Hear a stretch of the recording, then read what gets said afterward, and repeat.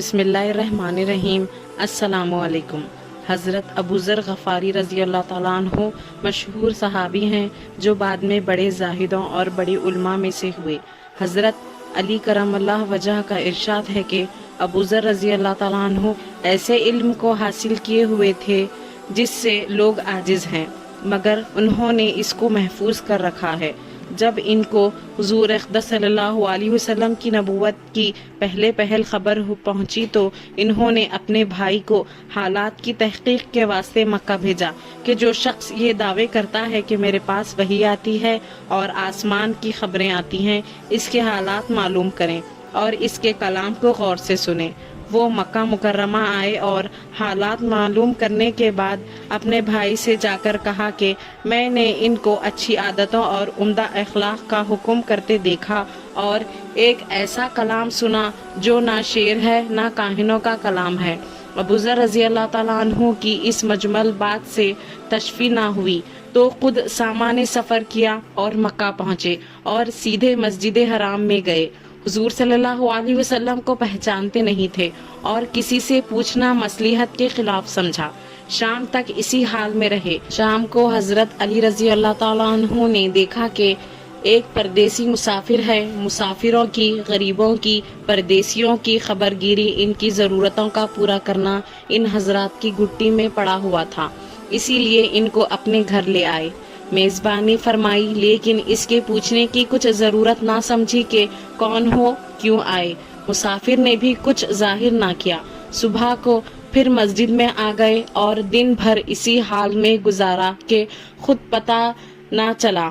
اور دریافت کسی سے کیا نہیں۔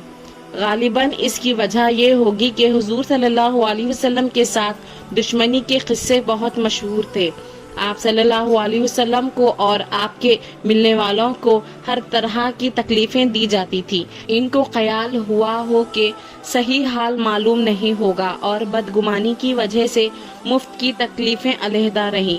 دوسرے دن شام کو بھی حضرت علی رضی اللہ تعالیٰ عنہ کو خیال ہوا کہ پردیسی مسافر ہے، بظاہر جس غرض کے لیے آیا ہے وہ پوری نہیں ہوئی، اسی لیے پھر اپنے گھر لے آئے اور رات کو کھلایا سلایا، مگر پوچھنے کی اس رات کو بھی نوبت نہ آئی۔ تیسری رات کو پھر یہی صورت ہوئی تو حضرت علی رضی اللہ تعالیٰ عنہ نے دریافت کیا کہ تم کس کام سے آئے ہو، کیا غرض ہے؟ تو حضرت ابو ذر رضی اللہ تعالیٰ عنہ نے اول ان کو قسم اور عہد و پیمان دیے اس بات کے کہ وہ صحیح بتائیں، اس کے بعد اپنی غرض بتلائی۔ حضرت علی رضی اللہ تعالیٰ عنہ نے فرمایا کہ وہ بے شک اللہ کے رسول ہیں اور صبح کو جب میں جاؤں تو تم میرے ساتھ چلنا، میں وہاں تک پہنچا دوں گا، لیکن مخالفت کا زور ہے، اسی لیے راستے میں اگر مجھے کوئی شخص ایسا ملا جس سے میرے ساتھ چلنے کی وجہ سے تم پر کوئی اندیشہ ہو تو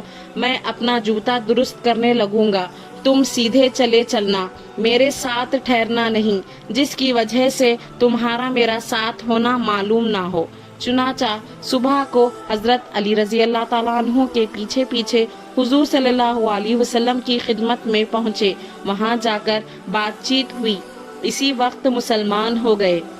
حضور اقدس صلی اللہ علیہ وسلم نے ان کی تکلیف کے خیال سے فرمایا کہ اپنے اسلام کو ابھی ظاہر نہ کرنا، چپکے سے اپنے قوم میں چلے جاؤ، جب ہمارا غلبہ ہو جائے اس وقت چلے آنا۔ انہوں نے عرض کیا، یا رسول اللہ صلی اللہ علیہ وسلم، اس ذات کی قسم جس کے قبضے میں میری جان ہے کہ اس کا کلمہ توحید کو ان بے ایمانوں کے بیچ میں چلا کے پڑھوں گا۔ چنانچہ اسی وقت مسجد حرام میں تشریف لے گئے اور بلند آواز سے اشہد ان لا الہ الا اللہ واشہد ان محمد رسول اللہ پڑھا۔ پھر کیا تھا، چاروں طرف سے لوگ اٹھے اور اس قدر مارا کہ زخمی کر دیا، مرنے کے قریب ہو گئے۔ حضور صلی اللہ علیہ وسلم کے چچا حضرت عباس رضی اللہ تعالیٰ عنہ جو اس وقت تک مسلمان بھی نہیں ہوئے تھے، ان کے اوپر بچانے کے لیے لیٹ گئے اور لوگوں سے کہا کہ کیا ظلم کرتے ہو، یہ شخص قبیلے غفار کا ہے اور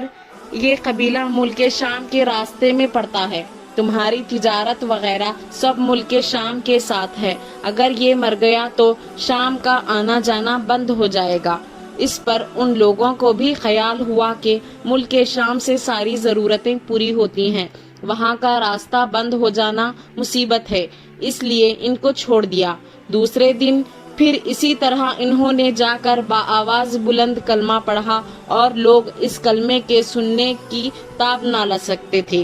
اسی لیے ان پر ٹوٹ پڑے۔ دوسرے دن بھی حضرت عباس رضی اللہ تعالیٰ عنہ نے اسی طرح ان کو سمجھا کر ہٹایا کہ تمہاری تجارت کا راستہ بند ہو جائے گا۔ حضور صلی اللہ علیہ وسلم کے اس ارشاد کے باوجود کہ اپنے اسلام کو چھپاؤ، ان کا یہ فعل حق کے اظہار کا ولولہ اور غلبہ تھا کہ جب یہ دین حق ہے تو کسی کے باپ کا کیا اجارہ ہے جس سے ڈر کر چھپایا جائے، اور حضور صلی اللہ علیہ وسلم کا منع فرمانا شفقت کی وجہ سے تھا کہ ممکن ہے تکالیف کا تحمل نہ ہو،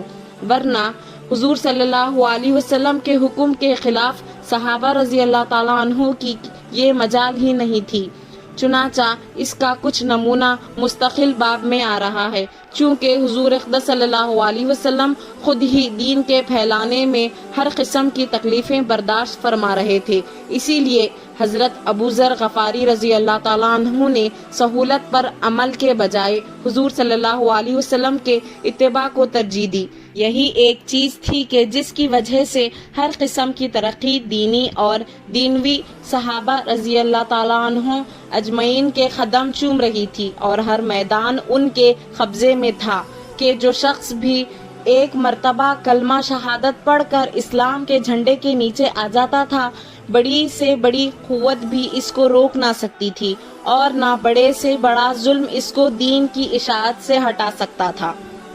ایسے ہی اسلامک واقعات کے لیے صفوان اسلامک ورلڈ کو سبسکرائب کریں۔